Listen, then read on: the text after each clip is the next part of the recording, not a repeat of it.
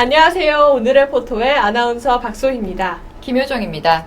효정씨, 어제 뉴스를 보니까요. 한국과 러시아의 조별리그 1차전 경기 내용을 참 많이 다루던데 혹시 네. 보셨나요? 네, 봤습니다. 종일 다뤘는데요. 그렇죠. 네, 그런데 이제 한국과 러시아전이 놓고 일본에서 그 반응이 심상치 않다고 하더라고요. 네, 맞습니다. 정말 반응이 심상치가 않은데요. 네. 우리 어제 경기에 대해서 일본의 이제 산케이 신문은 홍명보 감독의 전략대로 수비 중심으로 경기 운영을 가져가면서 속공으로 득점 찬스를 엿본 것 같긴 한데 사실 이근호의 선제골은 한국 대표팀에게 행운이 따른 것이라 이렇게 말을 했다고 합니다. 네, 행운이 따른 것이다라는 말이 좀 걸리긴 하는데 사실 그런데 행운도 준비된 자만이 잡을 수 있는 거 아닌가요? 맞습니다. 그런데요, 반면에 아사히 신문은 또 다르게 얘기를 했다고 합니다.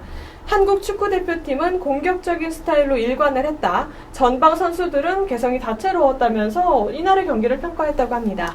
네, 그렇군요. 그런데 이제 이번 월드컵에서는 아시아에서 한국과 일본만이 출전했잖아요. 그렇죠. 네, 그래서 그런지 우리나라 경기에 대한 일본의 관심이 참 남다른 것 같습니다. 그럼 일본의 다음 경기는 언젠가요? 네, 바로 20일에 있습니다. 이번 주 금요일이죠. 네. 바로 그리스와의 2차전이 준비되어 있는 건데요. 지난 1차전에 코트디부아르에게 1대2로 역전패한 일본이 이번 그리스와의 2차전에서도 만약에 승리를 거두지 못한다면 브라질 월드컵 16강 진출이 사실상 어렵습니다. 그래서 굉장히 중요한 경기라고 할 수가 있죠. 그렇군요. 일본에도 당연히 에이스 선수가 있을 텐데 그 선수가 좀 잘 해줘야겠습니다. 네, 효정 씨가 아마 가가와 신지 선수를 얘기를 하는 것 같은데요. 이 가가와는 지난 코트디부아르전에서 선발 출전을 했지만 사실 그렇다 할 찬스를 만들어내지는 못했습니다. 그래서 이제 후반에 교체가 되면서 이제 쓴맛을 받게 되는데요. 이번 경기에서는 좀 선전을 해야겠죠. 네, 그리스는 피파 랭킹 12위로 알고 있는데요.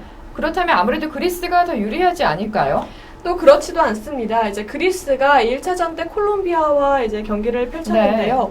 당시에 0대3으로 완패를 했습니다. 지금 그리스는 C조의 최하위에 위치해 있는데요. 일본전 패배를 한다면 정말 조별 예선 탈락이라는 그런 고배를 마셔야겠죠. 네, 그렇다면은 지금 이제 이번 경기로 두 팀 중에 한 팀은 짐을 싸야 한다는 뜻인데 그렇죠. 그만큼 박진감 넘치는 경기가 될 것 같습니다. 네, 한국 축구에 대한 일본의 반응이 논란이 되고 있는데요. 우리 축구대표팀은 경기에 집중해서 이번 알제리전에서 좋은 결과 내줬으면 좋겠습니다.